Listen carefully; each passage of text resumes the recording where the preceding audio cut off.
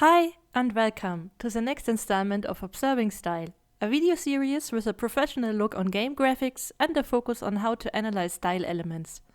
As you may already know by now, I am Jana from 2D Pix, and today I would like you to join me on the creation of some game art in the style of The Swords of Ditto, an indie game hit from 2018 I first played only recently, but instantly took a big liking to it because of its interesting attempt to merge cartoon aesthetics with the style of old games you would certainly associate more with the era of 90s pixel graphics.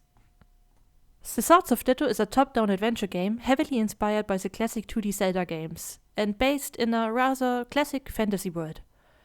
You start out as a hero stranded on an island which consists of a lot of diverse and interesting locations, like a beach, a town, some scattered woodlands, caves and classic dungeons.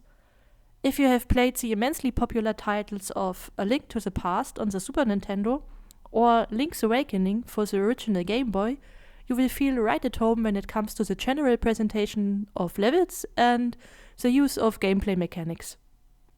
So it is clear you will find a lot of traditional and fun stuff to do within the game. It is about exploring dungeons, fighting enemies, collecting items and defeating bosses. Your main enemy in the game is the evil witch Mormo, who wants to rule the island of Ditto, hence the title.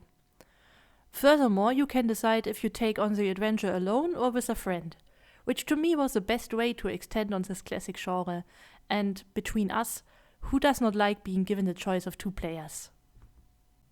From what information I could find online, the game has not been developed by a big company. Instead, it was developed by a small studio called One Bit Beyond and was, or rather is being published by Devolver Digital.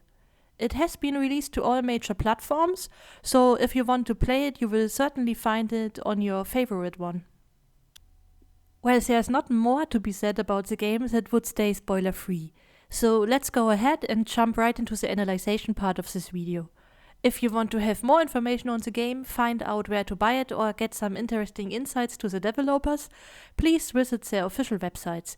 You will also find a link to some interesting official development footage from the creators themselves, linked below, as well as a web source for all of the game's images being referenced here.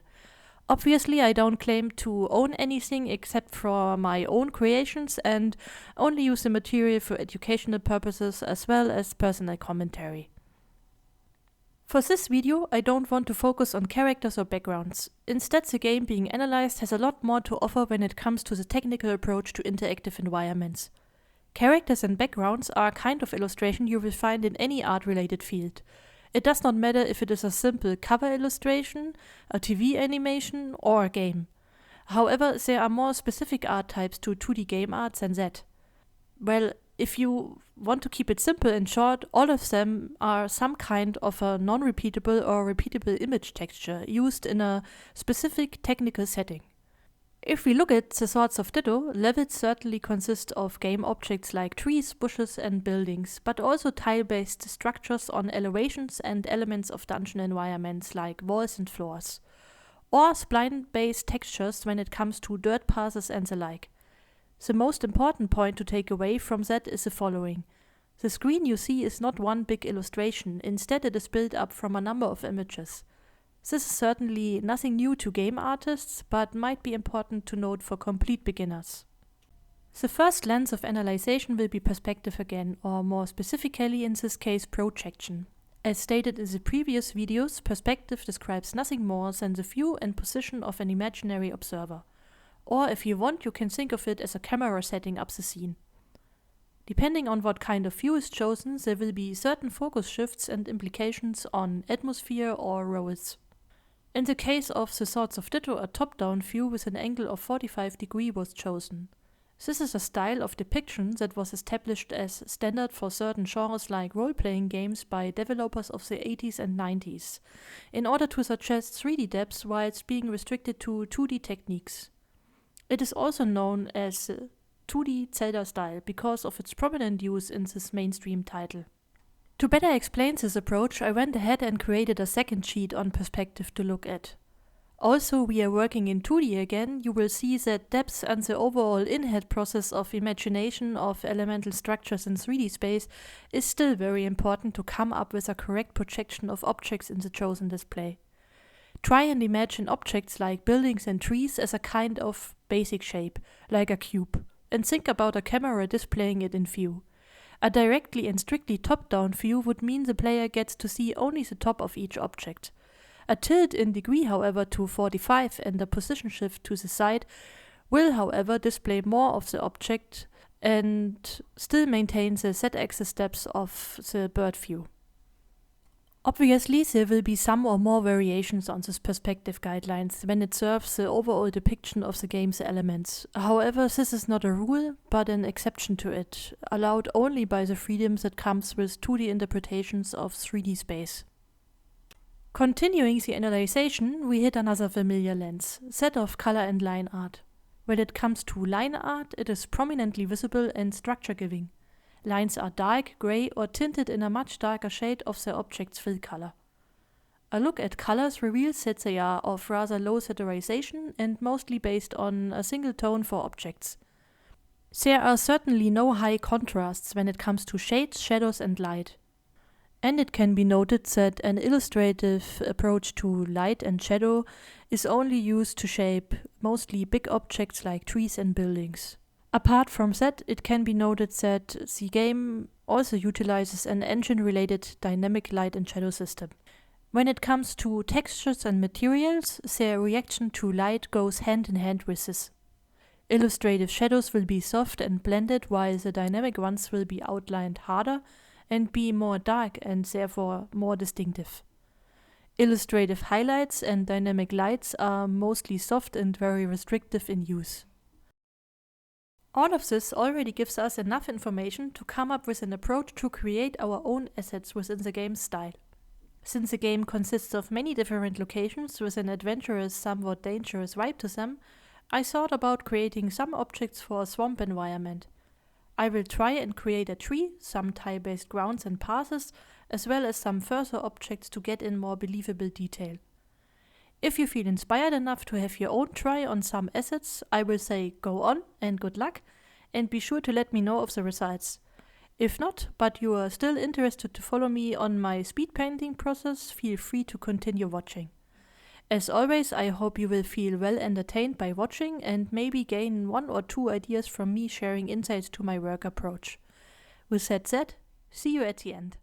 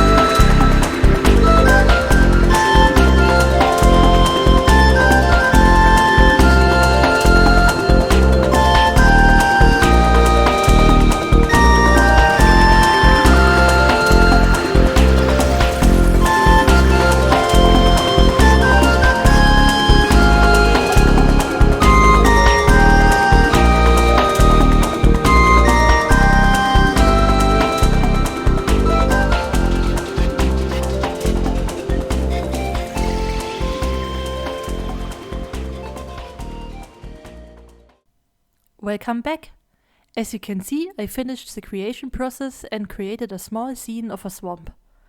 I think it looks quite nice, but in order to check the style, the comparison to the original reference still has to be done. Of course, both approaches have a different conceptual idea they are based on, one being a swamp, the other a graveyard. However, ignoring that and the UI overlays on the reference, I think it will be possible to see the underlying style similarities. The line art of my result is clearly giving structure. It is dark without being off-color and has a similar thickness to the original.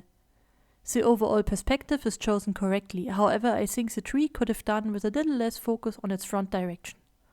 The color choices are held in the distinctive desaturized tones that are fit for the chosen environment, and shadows are used restrictively on assets.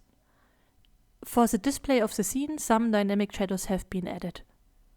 Of course, there is not as much variety of assets again, but that's how style studies are done in comparison to a full-fledged game. All in all, I would say the experiment was a success, and I will certainly have some more fun with that style on some future assets. So the only thing left to say is stay creative, and maybe if you liked the content of this video and its structure, you will join me on the next installment of the series. Bye!